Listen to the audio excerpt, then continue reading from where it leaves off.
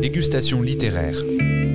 La série littérature de Chandaille et Chignon. Le podcast des médiathèques de Saint-Médard-en-Jalles. Julia Mali, vous êtes la 4e invitée de la saison 3 des dégustations littéraires cheminées ensemble des médiathèques de Saint-Médard-en-Jalles. À cette occasion, vous avez accepté de répondre à quelques questions pour notre podcast Chandaille et Chignon.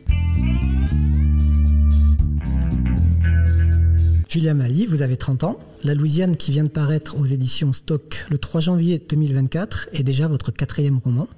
Vous êtes aussi traductrice et enseignante. Comment est-ce possible ? Pour moi, c'est vraiment crucial de pouvoir aborder l'écriture sous toutes ces facettes-là, c'est-à-dire à la fois en tant qu'autrice, seule dans ma chambre, et puis ensuite avec l'aide de mes éditrices, de mon agente, et puis dans une salle de cours avec ses étudiantes, ses étudiants, où là on est vraiment dans des moments de partage qui sont essentiels pour moi. J'apprends énormément de mes étudiantes et de mes étudiants, et puis la traduction qui m'a donné vraiment un bagage très important pour pouvoir notamment même m'interroger sur ce manuscrit, La Louisiane, qui est donc né en anglais et que j'ai ensuite réécrit en français, et j'ai fait des allers-retours entre les deux langues comme ça. Et justement, j'ai l'impression que l'exercice de traduction anglais-français est au moins aussi compliqué que celui de l'écriture elle-même. Est-ce une fausse impression ou est-ce que c'est vraiment le cas pour vous ? Non, vous avez tout à fait raison. Ça a été un processus artistique très différent de mes premiers livres, celui de La Louisiane, mais ça a été vraiment passionnant, grisant. D'abord d'écrire dans une langue qui n'est pas la mienne, l'anglais, avec ces espaces de liberté qui pouvaient s'ouvrir à moi et en même temps une frustration parce que évidemment je n'ai pas le même vocabulaire. Enfin, moi j'ai grandi en France, j'ai appris l'anglais à partir du collège et donc de trouver cet endroit de liberté et en même temps de pouvoir être assez critique avec soi-même et donc ensuite de basculer de l'anglais vers le français. Ça a été fascinant de voir comment est-ce que le manuscrit se transformait, moi ce que je découvrais sur ces personnages-là, ce qu'elles avaient à me raconter en français qu'elles ne me racontaient peut-être pas en anglais et vice-versa, et en fait ça a vraiment été des allers-retours constants d'une langue à une autre plutôt qu'un manuscrit qui est né en anglais et puis ensuite qui a grandi en français. Non, ça a vraiment été une promenade entre les deux langues. Alors je vais y revenir sur cet aspect-là. Avant, est-ce que vous pouvez nous donner les grandes étapes de votre parcours d'écrivaine ? J'ai toujours tenu des journaux intimes, enfant. Et puis un jour, j'étais au collège et j'avais une amie qui avait un nom qui m'impressionnait beaucoup. Et donc, j'ai commencé à poser des questions sur son nom à elle. Il s'est trouvé qu'elle était la descendante d'un maréchal napoléonien. Et donc, moi, à partir de là, j'ai eu envie de raconter notre histoire d'amitié au début du 19e siècle. Et donc, j'ai commencé à faire des recherches puisque dans 2 familles étaient nés 2 enfants, 2 petites filles en 1804. Et peu à peu, s'est tissée une intrigue. Pour moi, c'était vraiment jouissif de me mettre dans la peau de personnages et de ne plus justement être cantonné à ces journaux intimes, à quelque chose qui est de l'ordre d'un vécu immédiat. Enfin, je me rendais vraiment compte de tous ces points de vue que je pouvais embrasser en écrivant de la fiction. Donc ça a été une première chose. Et puis ensuite, je me suis rendu compte que cet aïeul avait été le premier amour d'Alexis de Tocqueville. Donc ça, c'était une bonne partie, deuxième partie de roman. Et puis, et donc voilà, donc ce livre-là, il est sorti. Mais j'avais 16 ans, c'était complètement dingue. Enfin, c'était vraiment une période, c'était une période folle. J'ai eu la chance qu'on me fasse confiance sur ce manuscrit et ça a été, en fait, tous ces livres-là m'ont donné des leçons d'écriture notamment sur le travail de réécriture, qui pour moi est, enfin pas que pour moi d'ailleurs, pour beaucoup d'auteurs et d'autres, enfin, pour la plupart est vraiment crucial. Et vous avez eu des prix, des choses comme ça. Vous les placez pas comme des éléments importants dans votre carrière d'écrivaine ? Comment dire ? Enfin, moi, ce qui m'intéresse, c'est aussi... Bien sûr, il y a les prix, il y a amener le livre ensuite aux lecteurs, aux lectrices, qui est une partie de ce métier qui est formidable. Mais pour moi, c'est par rapport au temps qu'on passe à travailler sur le manuscrit, à faire des recherches face à la page blanche et qui se meuble peu à peu de caractères noirs. Ça me paraît être une partie infime. Donc en fait, quand on me parle d'écriture, pour moi, c'est pas la première chose qui me vient à l'esprit. Pour moi, c'est vraiment rencontrer ces personnages, créer une intrigue, enfin vraiment d'entrer dans ce monde-là, et à chaque fois c'est un peu différent et un peu pareil. Ouais. Écoute, c'est Chandaille et Chignon, le podcast des médiathèques de Saint-Médard-en-Jalles. Vous êtes parisienne, oui. Et vous avez fait vos études aux États-Unis. Oui.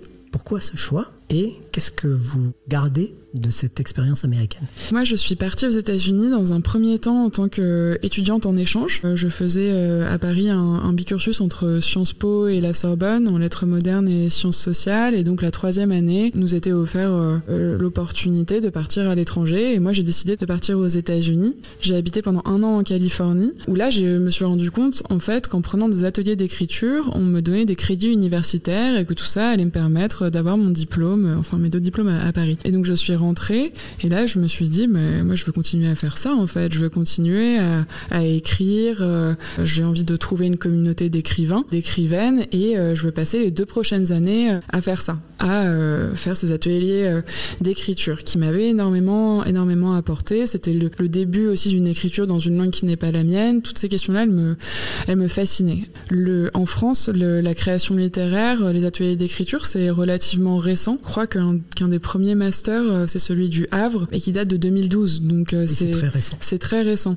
Aux États-Unis, ces masters-là, ils existent depuis le début du XXe siècle. Et comme je me prêtais déjà au jeu d'écrire en anglais, j'ai eu envie de partir là-bas. J'ai eu la chance de tomber sur cette université, donc Oregon State University, qui est sur la côte ouest, dans l'Oregon, l'État qui est juste au-dessus de la Californie, des plages sublimes, des forêts hallucinantes, des otaries, enfin bon bref, tout un monde à part entière.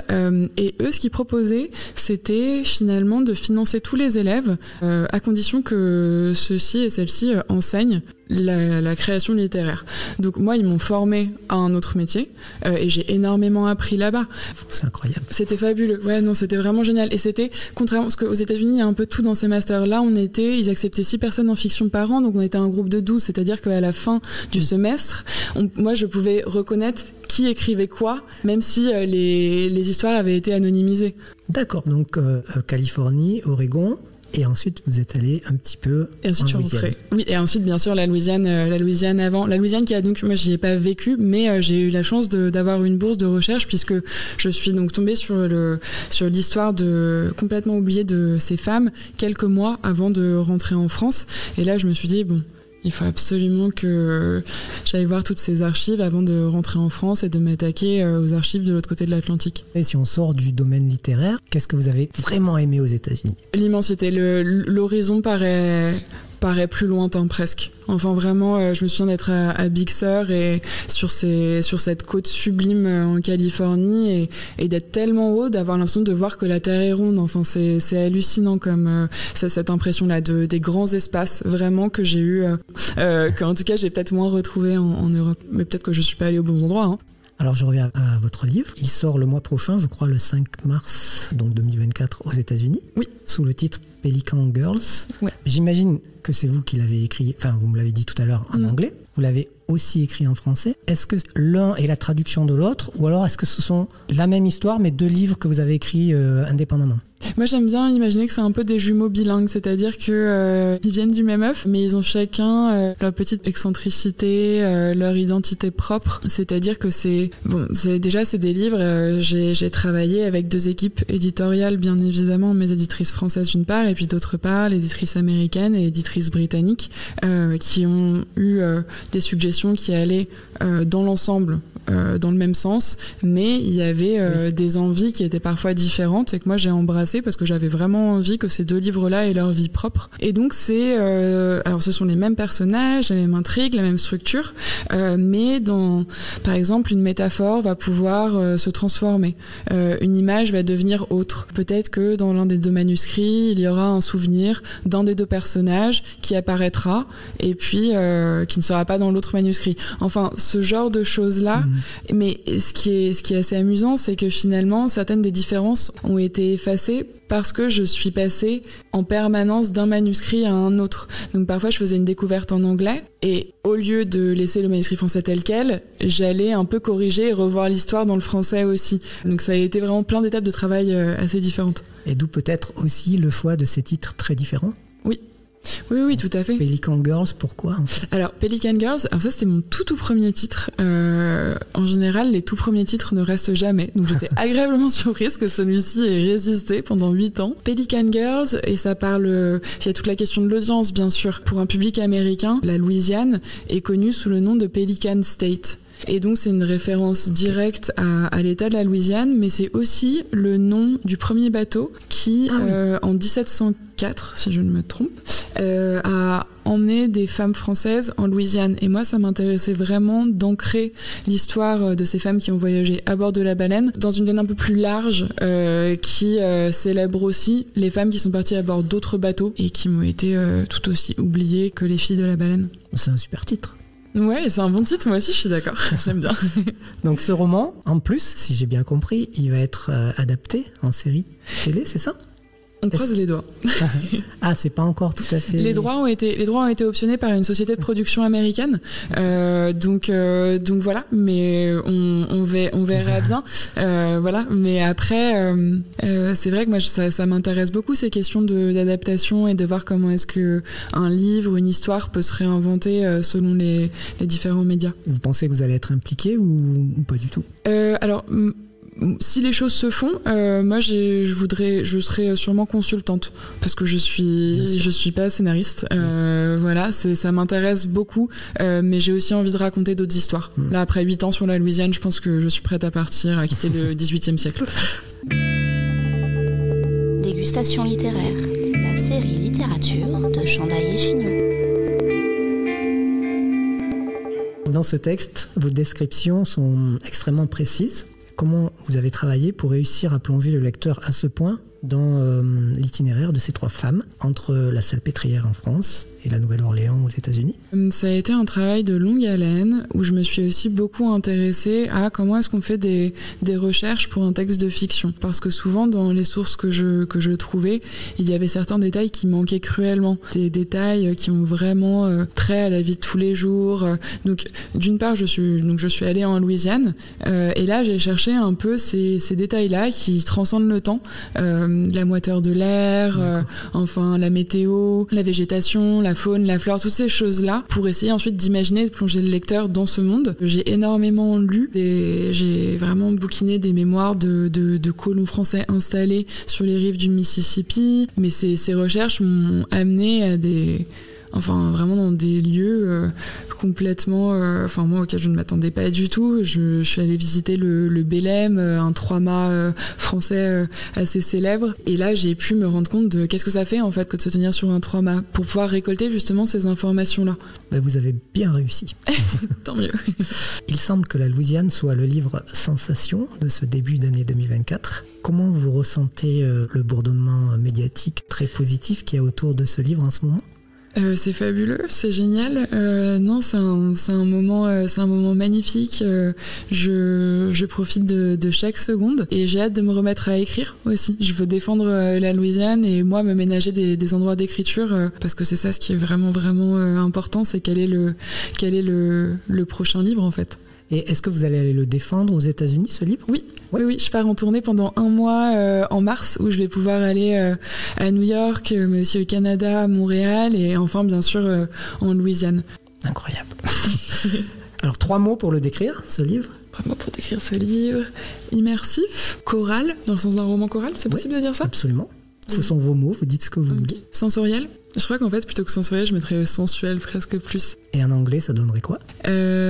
En anglais parce que le terme choral en anglais il n'existe pas. Non, mais est-ce que ce serait les mêmes mots justement ? Non, je pense pas. Ce serait sensual.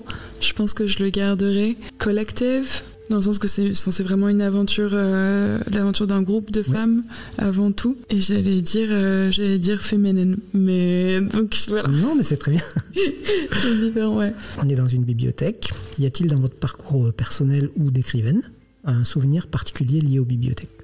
Absolument. Alors, moi déjà, un de mes premières vraiment joies de lectrice, c'était dans l'ABCD de mon école primaire, où j'y ai passé des heures et des heures. Maintenant, ce sont les bureaux de la Cité Audacieuse, qui est un centre du rayonnement pour le droit des femmes, et j'y suis retournée pour donner des ateliers d'écriture dans cette même mezzanine, et c'était pour moi un moment d'émotion très très forte de retourner à l'endroit où j'avais appris à lire, à écrire et ensuite de pouvoir partager ces moments-là. Pour terminer, alors là on n'est plus du tout, c'est vous qui décidez, on n'est pas spécialement dans le domaine littéraire. 3 choses que vous aimez, 3 choses que vous n'aimez pas. 3 choses que j'aime. Voyager, vous vous en doutez. Oui. Que ce soit dans un bon bouquin ou en prenant le train. Faire du vélo dans Paris quand il fait beau.